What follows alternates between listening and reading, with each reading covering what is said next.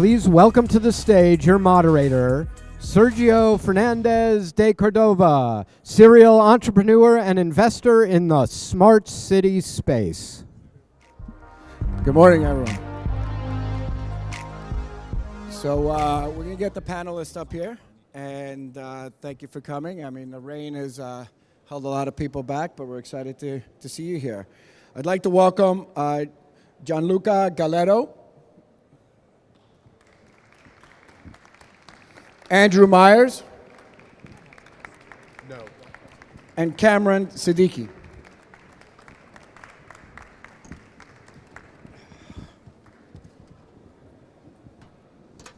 So today we're going to talk about scaling smart cities. And really, as we look at scaling smart cities, we're looking at cities around the world are looking for solutions. They're looking on how, sort of inoperable assets and how to bring them to life, how to bring in the private sector, how to bring in innovators, how to scale finance and structure business models that are actually work in tandem with regulations, that work in tandem with government. And so today we have a very unique panel where, and I'll let the guys introduce themselves, but to kind of give you a little bit of an overview, starting with Kamran, you have someone that's working in San Francisco, working in public and private partnerships and working on bringing in innovation into government. Right? You have Andrew, who's an entrepreneur working from the inside out and working with government and scaling businesses from a local to global perspective and under a regulatory framework.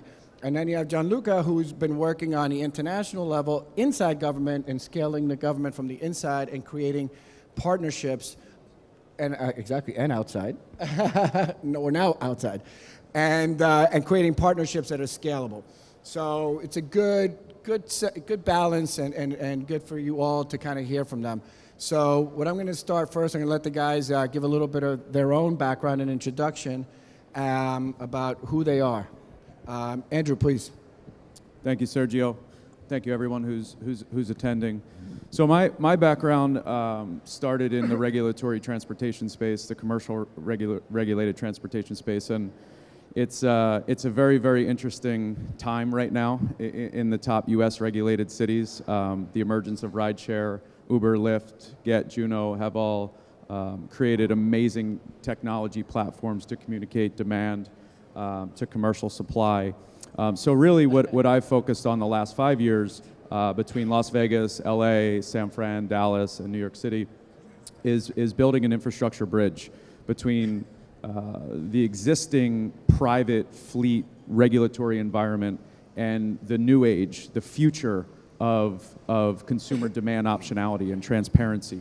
And it's not just about price, right? It's about safety, it's about transparency, accountability, but it's also about critical mass. So what I'd love to bring to this panel, and also thanking my colleagues up here, is a look into the next 1, 5, 10, 20 years as we move towards autonomous vehicles, as we move towards V to V, V to I, V to X, V to everything. So again, infrastructure, scaling, development, and regulation. Kamran? So, my name is Kamran Siddique, and I'm based out in San Francisco. So I co-founded an institution called City Innovate Foundation. Our goal is to solve urban problems using open innovation, which we perfected with Stanford Center for Design and Research. It's a methodology to sort of look at problem statements and use cases and pivoting to product development that we don't see in cities. And since about 2 years ago, we had the mayor of San Francisco ask us to open an innovation lab. So we worked with both the city of San Francisco and the federal government to open up Super Public, which is how do we look at resolving some of these issues from a city, state, and a federal point. And the goal is to scale and to look at interoperability solutions. How do we build capacity within cities? And yeah, just really happy to be here with this group to talk about those two pieces. Gianluca. Okay, sorry. Good morning, everyone. Thank you for just being here with us. My name is Gianluca Galletto. I'm Italian originally, but I've been here for 20 years, and I started as a trade economist, but then I sold my soul to finance for a long time. And so I have experience in the financial sector in both here and in Europe. But then I worked for the government, so I regained my soul, I guess, for about 2 years for the city of New York, was the head of international affairs in the New York City Economic Development Corporation. And I was basically, in my team, we were trying to attract more foreign companies into the New York City ecosystem. And we were given, you have to prioritize the scarce resources. We're really focused on the innovation sectors. And the smart city space was really actually one of the top sectors that it's space, so it covers several sectors, but it's been really important. And I basically been working with the foreign direct investments for a long time, helping foreign companies come here. And now I'm also advising Global Futures Group that's organizing this one. And I think, I will try to speak about the importance of the international linkages that in scaling smart cities. Thank you, Gianluca. So, it's hearing our background, I think it's really interesting because again, they come from different aspects, different sides of sort of the ecosystem. So I think that I'd like to do now is really dive a little bit deeper in why is scaling smart cities important within what you do, Andrew. So the key word to me is mobility. Mobility has been thrown around the last 5 years, but even more so the last 12, 24 months. And it intrigues a lot of government, a lot of the fleet management, a lot of the operators that are needed to be the catalyst to servicing mobility. Mobility is movement on wheels, in my mind. It's movement of people, it's movement of things. And I've focused on understanding the core heart of what is defining critical mass with city variables. What's the population? Diving deeper into the big data of movement. How many buses, how many of those buses are private fleet buses? How many are public transit buses? How many school buses? How many children are moving around at certain periods, right? 6 to 9 a.m., 3 to 6 p.m., right? What's happening to the roads? We only have so much space in our cities.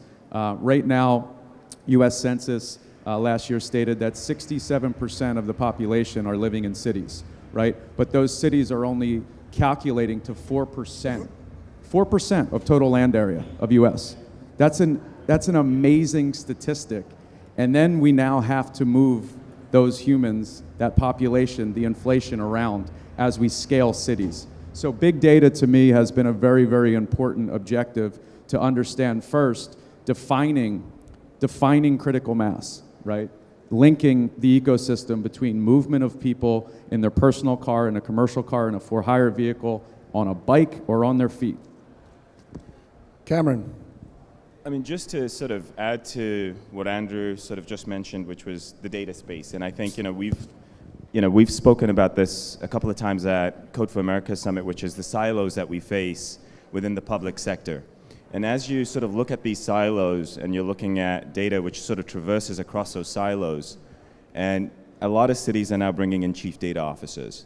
And to make government more effective and more just, and as well as sort of building in that private side of it, you do need to look at that data. And that's where the big bottleneck for us currently sits. That's where we think it's important to build a capacity within cities. Beyond the fact that once you have this data that Andrew was just sort of mentioning and you want to harness it, what about the privacy and security concerns that come up on this? How are we going to address that, especially with what we see happening in the last 6 months? So these are the sort of things that we think it's important to build a capacity within cities. They don't have chief privacy officers. Not all of them have chief data officers. So we've been doing that in the case, I think yesterday they talked about innovating transit. And a project that we're doing with Miami-Dade County is how do we integrate and upgrade the ticketing system? The big play is not integrating and upgrading the ticketing system. The big play is what do we do with that data now? Who owns it? It's a public good. So we've been building the capacity within the city of Miami-Dade. And of course, Miami-Dade has had Puerto Rico approach them and said, how do we make this interoperable? That's the only way you're going to scale something is by actually building the capacity within the city and then actually ensuring that the cards that we use to travel in Miami-Dade can be used in LA, can be used in New York. And that's a big piece of scaling smart cities. And I think that's where the two bottlenecks we've identified over the past year, and that's the work we've been doing with the federal government, trying to figure out how do we scale across all cities in the US. So Kamran, I agree. And wait, Andrew, let me, really quick, I just want to get everybody. Go ahead, Gianluca. Why scaling smart cities is important? I understand. I think that in my case, I've been hearing interesting things like talk about silos, and I think one of the silos that is one set of silos that's around the world, and sometimes in some cities more than others, is the silos between one city, one nation, and another, and how certain things are developed in one place and in another place are completely unknown. And you have a city that has developed a solution for something, the other city doesn't know it until somebody noticed it. And so there's and there's an issue of insularity sometimes. And I have to be frank, and I notice it a little more in the US than in Europe.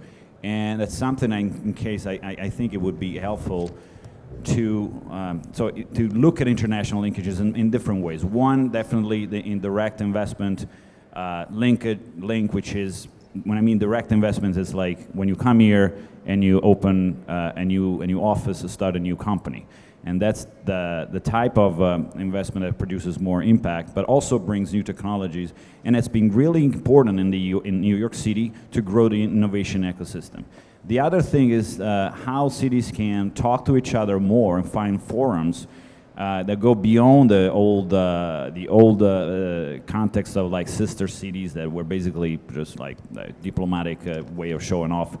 Instead of talking, find forums to share best practices, understanding what the challenges are. And one of them, you talked about mobility, and you can see Uber, Lyft. It's a global Airbnb. Every city and country is struggling to understand how to regulate this.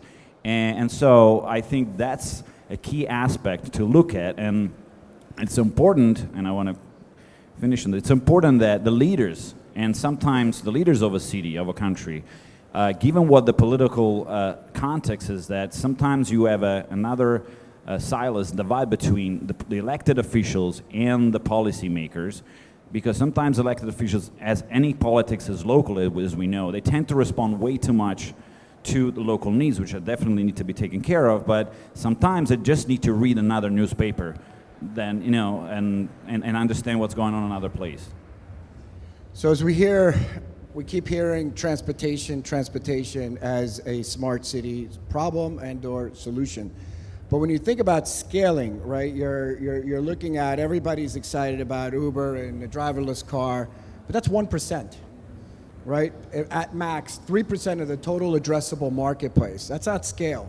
That only targets the 1% of the world, right? We're talking here about scale, right? And I think that, Gianluca mentioned something which is, and Kamran is also very keen on, and so is Andrew, which is, is scale within government? Is scale under regulatory framework? Because the other 97% are operating under a regulated framework, right? So, when you start to look at and saying, okay, how do you scale? And I mean, I think you mentioned it great, which is a direct investment, and I'm going to get back to you on that, which is really, does that mean planting your business or actually investing in a local marketplace, right? Because when you have some of these 1% companies that come into other countries, they don't actually set up infrastructure. They just come in and take market share. So what I'd like to do is really kind of put it back to you, Andrew, and I know you were excited to follow up with Kamran's statement and really talk about, that scale around governance. Yeah, thank you. And my feedback to Kamran was actually going to be a point of frustration. The transportation economy, specifically oriented around, let's call it the most thriving, dense U.S. cities now, obviously the one we're sitting in today. The optionality is there, but I think we're losing confidence in the ecosystem. We're losing confidence in the ability for these private firms or multiple, even private and public firms to work together. And what I've done is I've taken a step outside of the box, and I've created my own small box. And I've said, now it's time to partner with the government. It's time to look inside the ordinances. Are they antiquated? Maybe, maybe not, right? But the days of just putting more vehicles on the road or putting more humans in more vehicles, it's a ripple effect in my mind. We create traffic, right? We can't build more roads on top of each other, right? So why would we put 100,000 more vehicles on the road in the most dense city in the country? Why? because people are going to use a platform. I believe in the innovation, right? We believe in connecting 1-to-1 or sometimes 2, 3, 4-to-1. That's smart. But first we need to define through the data, through the metrics, through the public and private partnerships, what's foundation, what's par. Let's define par first, and we'll build outside of that. Thank you, Andrew. So Kamran, you mentioned in, go through my little notes here, building capacity as a mechanism of scale. You work along public and private. You're looking at innovation that could be planted inside government so you could actually scale it from the inside out through mechanisms of understanding the regulatory framework. Can you give us a little bit on that from an international, not just, I hate to say, not just San Francisco, it's not the capital of the world. New York is. Yeah. Actually, funnily enough, most of the work that we're doing is in Miami-Dade County. But I think to Andrew's point and to your question, I think to scale, you've got to create a marketplace. And I think one of the things that we've been doing with Miami-Dade is that, as you said, there's a regulatory framework and there's a legacy system that we have to work with. We can't just come in holistically and say, okay, we're going to drop everything and put in a new solution. It doesn't work that way. There's jobs, there's customer centers that have to be sort of taken care of, that the old legacy systems take care of. But with Miami-Dade, what we've done is we've said, okay, let's look at the existing ticketing system, and we've opened that up. We've turned it into a user-based account system from a proprietary technology. Why have we done that? And that's really to look at the trips that you're talking about, taking bike share, taking transit, taking ferries. How do we have one payment mechanism and not three apps, but one app? Then how do we go to that marketplace where you have the data up there that can be utilized for other entrepreneurs to plug into it now? That data is a public good, and that's something that we're working with LA now and San Francisco is, what do two-way sharing agreements look like between the cities and the private sector?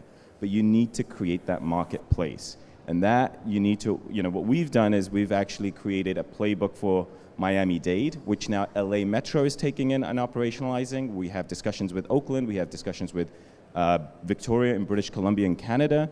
So they're taking this sort of notion of how do we open up our system, create this marketplace for everybody to come on, and we're going to get awarded a autonomous shuttle contract in San Francisco, going to your point, which is how do we reduce single occupancy vehicles? How do we get more people on high occupancy vehicles as we look towards autonomous shuttles?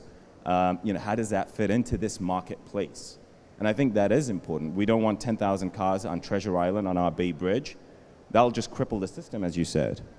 But we do need to have a smart way of bringing these autonomous shuttles on and thinking about jobs. So we work closely with the economic and workforce development of San Francisco. Are jobs going to go? How are we going to redirect money? There's a lot of important questions from a policy point that need to be addressed too. Thank you.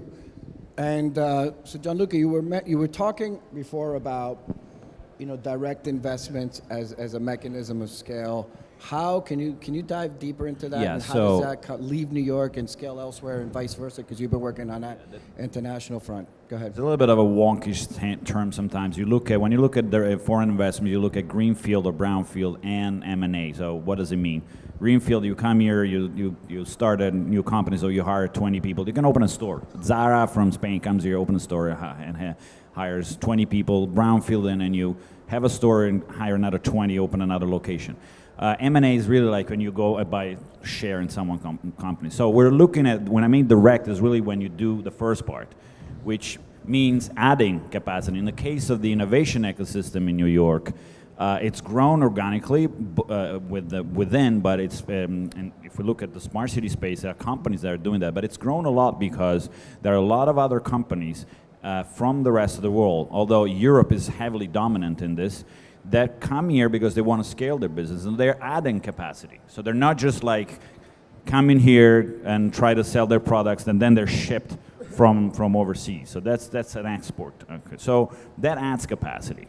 And so this takes us to another, I think, and I want to throw this is part of this conversation. In order to scale the smart city, you also need to have some free access, free flow of people. You need to bring entrepreneurs here. You need to bring people that are able to contribute also to the scaling of the space. And so in my case, I worked a little bit on the immigration side in some form. So we tried to define, to find a solution to the fact that the United States doesn't have an entrepreneur visa. That's a big issue. So restricting, I'm going to be very political, so otherwise, I don't want to go around this, okay? Restricting immigration is terrible. And it's terrible in many respects. And for a place like New York, it's going to be hurtful. It's going to be hurtful because you need people here that come here and they're creating jobs. So what we did 2 years ago, I launched a program called Into NYC, which is basically, we partnered with 7 universities in New York, 7 colleges from CUNY. And so if you're a foreign entrepreneur, you can get an H-1B visa, which is for employees, but there's a way to do it if you have an independent board of your company. If you base yourself in a university and provide services to the universities, you can get the visa without even going through the lottery, which is another huge problem. Now instead, you're seeing a lot of this policies, ideas coming from Washington that are they have some merits because there are companies that have abused that, and they've hired H-1Bs from overseas to shadow their own employees, and then once they've learned the job, then they fire all the employees that cost a little more. But those are small cases that and abuses that can be fend off. So I think that's one of the things that also needs to be discussed at the national level, and creating ways to bring people here. I think it's also critically important because the entrepreneur is not a foreign direct investment in itself. But imagine a foreign direct investment is a company that comes here. So imagine a tree. You can come here and there's a new tree that it's planted and it gets the fruit. The entrepreneur is not considered an investment, but it's the seed. It's that seed that can contribute to the scaling of the ecosystem. So 2 questions for you. Can you actually tell the audience what that website is, or just because I saw people writing that down? That website could be useful if you have people coming from abroad. It's called, it's very easy. It's IN, the number 2, and then .NYC. And it was done by the city of New York, the EDC, and later you'll see the Deputy Mayor, Alicia Glenn, was the one who really pushed for that. She's going to speak later. So, as it relates to that program, do you know if that exists on the inverse, so that if Andrew, Kamran are trying to do their models in another country, and given your experience, because we're talking about scale, right? So scale means that there's got to be, the other side too. You touch on another great thing, because also what I noticed in New York City doesn't even have an agency that is devoted to it. Only my team was doing this. And then for the first time, we were looking at how to help our companies or entrepreneurs, and I mean New York's based or US, to go and be in other markets. So we need programs like that. We started some actually with Paris at some point, in which we provided some soft landing for companies that are not early stage or ready to expand, both coming into New York and going to Paris. It was the first time that really we're trying to companies to go in another space. And how did you do that? You leverage both the public sector helping you and the private sector. And that's not Smart City. I mean, that's not Sister City, right? That's not a Sister City. No, that's a real program to provide some free space and connection to the ecosystem, access to capital. But we had to demystify a lot of myths. Do you think of Paris as a big tech ecosystem, a big tech city? How many of you think of that? Okay, the French do that. But they're right. And you know why? Nobody thinks about that. They all talk about fashion and food. It's complete bullshit. Paris is a huge tech ecosystem. It's like a very diverse city in terms of financial sector, life sciences, but it's just because people don't look beyond the surface. And so we had to do a lot of extra PR to really engage companies from New York to go there. So a lot of work needs to be done. So Kamran, talking. Jump in. I mean, you're seeing the same space. You're all over the map internationally, and from a perspective of programs and ways to kind of build capacity, as we've been talking about, but not just in the U.S. We have some of the greatest ideas that are out here that are incredible. What if you could actually transplant them to other parts of the world? People are people, humans are humans. That's why Smart Cities is highly scalable, because it's not about, it only applies to New York. No, I agree. And or San Francisco. Yeah, I mean, or San Francisco. I feel like you're giving San Francisco a big bash. But I spent 10 years before living in San Francisco, living in Singapore, living in Dubai, working around smart cities. So Smart Nation, which was formed in Singapore around 6-7 years back. We saw Dr. Aisha yesterday, who I've known for a bit from Dubai, who's also formed, the Smart City Initiative. And going to Gianluca's point on, he briefly touched on brownfield and greenfield. And I think that's important to discuss when you look at scaling outside and inside, which is, greenfield projects are great for us to do, the stuff that me and Andrew were talking about earlier, which is this autonomous shuttles, the vehicle to everything, which is, let's look at, these autonomous shuttles talking to our assets, which are infrastructure assets. We can do that in those spaces where we're not surveilling or, looking at the data that, as we're looking at poorer income neighborhoods, et cetera, that we've seen in some cities across here. So we can do those pilots. But where you get into an issue is when you get to the data piece. Dubai struggles right now in that. Singapore does too. They don't have agreements with Ubers who are in those cities. What do those agreements look like? What does Uber give them in return? And what do they get back in return? Are there revenue sharing agreements? So yes, when you look at, we're all in the same boat as I look at internationally working with these institutions, because a lot of companies are out there. And the other issue that we haven't touched upon in this sort of conversation is, yes, there's capacity that needs to be built within the city, but what about the private sector that sort of locked and loaded these cities with their legacy systems, which is also closed-ended to protect their own interest? So we talk a lot about open architecture, open source, open framework. It doesn't matter as long as it's a multi-vendor approach. You can scale. And cities abroad from Dubai and Singapore and Korea that have their own initiatives, all they want is to create local jobs. So how do you plug in your local ecosystem into that marketplace? So I think everybody does need to work together on that, and there are best practices that need to be put together to truly scale. So that's actually a great segue, because what I want to get into is Andrew, you giving a little bit of feedback, and then we're going to jump into questions because we're running out of time. But Andrew, you as an entrepreneur that's built a business not in San Francisco, in Las Vegas. Sorry, Kamran, I just have to.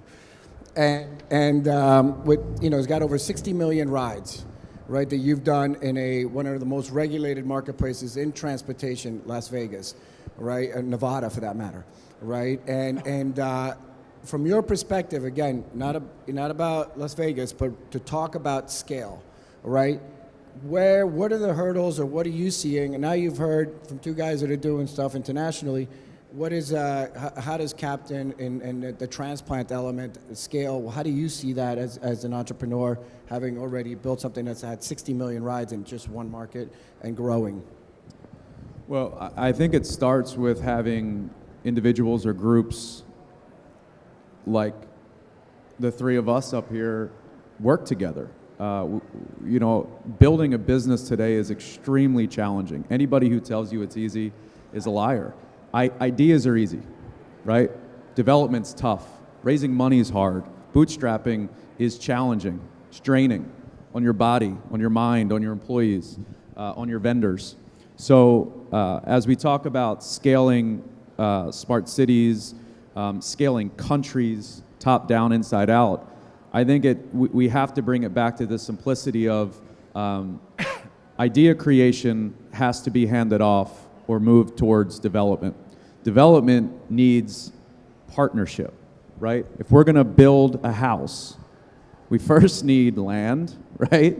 We need infrastructure, we need to build a foundation, and then we bring in the creative people to make it look pretty. I think that equation holds true for building a business as well. And right now, there's so many variable challenges to building strong, robust, thriving businesses in our country, in our world.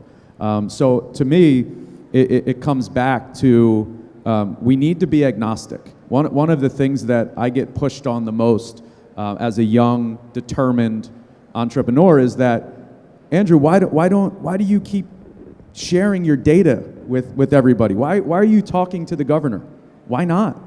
Because my voice is not loud enough. Sometimes it is, but the powers that be are powers. They're not power, and that agnostic mindset, that agnostic concept, when you talk about smart cities, it has to be there. And if it's not, it's broken. And if it's broken, we will not scale. Excellent. Thank you. Thank you very much, and great panel. Now, what I want to do is open it up. We have 5 minutes left, and we could take a couple questions. If you have a question specifically to one of the members, let me know. But ideally, we want to try to ask a question that either one can answer or three can answer. So do I have any questions in the audience? I'm on number 7. There you go, first hand. And there's a mic. Thank you. So how do you get private enterprises to share their data then with governments? What is the incentive when they could? What is the incentive for private enterprises that are developing this smart technologies to then share their data with governments when they could potentially using that data to sell it to another entity to make money? And so what is, during this whole sort of conference, it seems like it's a very altruistic sort of wanting to share data, but there are sort of agreements that you were talking about. And so how do you get enterprises to do that? So guys, let's keep it 30 seconds or less, please. Go ahead. I'll break that rule because it won't take 30 seconds. No, I'm just kidding. No, you're completely right. So I mean, in the case of Uber and Lyft in San Francisco, it's sort of, it's not in their interest, obviously, not only from the fact that it's, it's competitive data, but also the fact that they make money on that route where you don't have that infrastructure in place. But you can get data from AT&T and Verizon, but they don't want to give that data either because they want to sell it to the planning department to make better infrastructure decisions. So the way we've been doing it, with the city of San Francisco specifically is saying, okay, who's not in the selling of the data space? And I don't want to mention a company. We've got an NDA signed, and we're sort of coupling that with the data sets that cities of LA and San Francisco have not given away. So what can we derive from that and build a base off that, and then slowly, incentivize others and build on top of that. And it comes back to that marketplace. And there's companies like Kaptyn that are willing to come in, that they're looking at a bigger play with, beyond data. That they're looking at changing behavior too, which is how do we get people off cars, and start using public transit, using other modes of sharing, transportation. But it's tough, and I've been looking at this for 2 years with MIT Media Lab in this space aggressively, but it is starting off with those institutions that it's not competitive and they're not trying to create a business model out of that data because that's impossible. Andrew. From what we've seen. Yeah, just my answer, and Kamran's dead on. You have to look beyond. You have to look beyond those vendors. I mean, we live in a world today where there's a lot of copycats. Technology is, it's over the top, right? And it's not changing, and no one's stopping. There's smarter people, there's smarter technologies, there's smarter programs, hence our panel, But simplification and focus, right? Development, proving grounds, I think are key here. Gianluca, any thoughts on that, or move on? You can force them. You can just go, come with a law and then tell I need those data because it's important for the city. It's a public good. I mean, I'm exaggerating, but there's merit to that. I think you also see it from a regulatory framework that a lot of governments are now saying, hey, if you not have open architecture, then we're not going to work with you. And I think that evolution is happening. Unfortunately, the Internet of Things and how smart cities has evolved is people's business models have been around the privatization ownership of data, but that's not aligned with government. And that's why you're seeing a lot of regulation around the world, from safe harbor to everything else, which is, and even the Europeans are really doing a lot around that, into saying that the data is really owned by the people and not by the companies. And Google can't control what you search about yourself if it's wrong. And so we're seeing that shift, and I think it's exciting. I mean, listen, scaling smart cities is around shared data, shared information, so you could scale, so that everybody else could have an element of building around other combined and data sets. No, one more question. Who's the brave one? Come on. No more questions? We were so boring. There we go. Hi, good morning.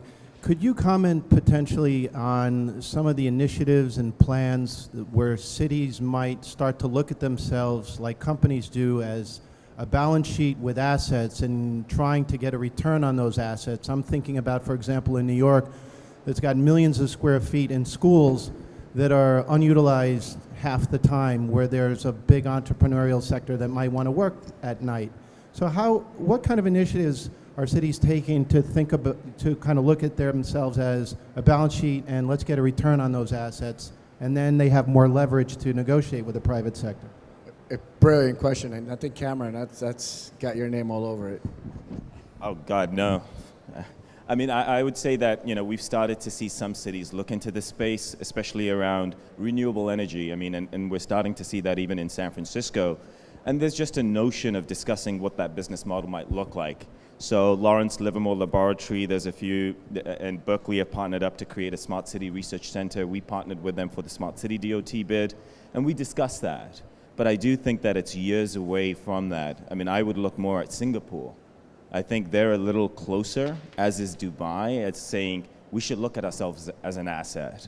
But to look at yourself as an asset, we need to deal with that, going back to the first question, which is we need to understand the data better, because we can't negotiate and understand where those pain points are, where we can actually create that business model, as you rightly pointed out.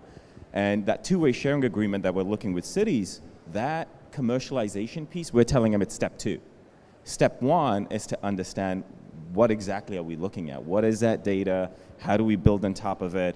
And just a basic example of it is just, at what point does, on the transit space, at what point does Starbucks come in and say, well, I know this particular person is 4 minutes away from the transit stop, and that data is given by a city transit agency. Do they get 5% of that revenue?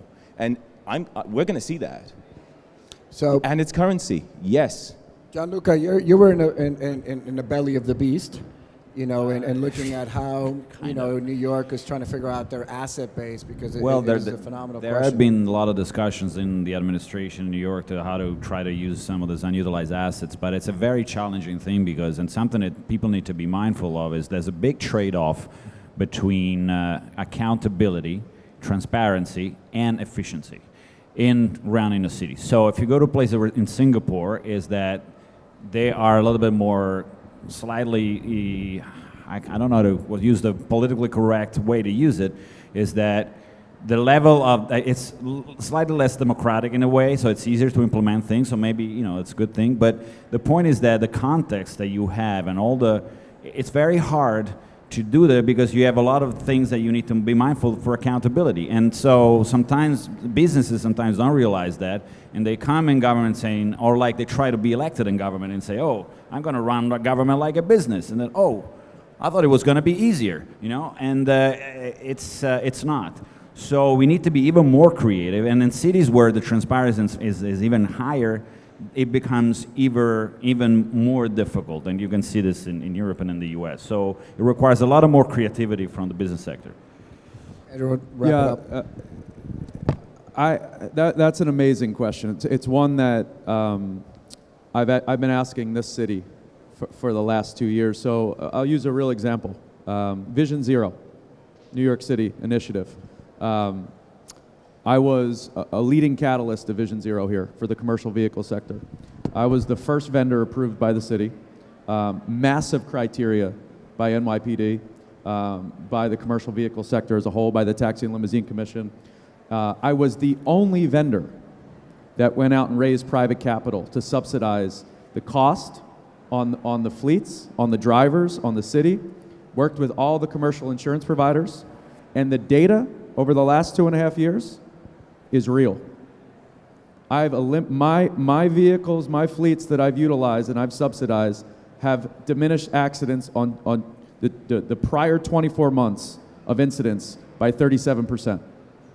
I've eliminated commercial premiums by 10%.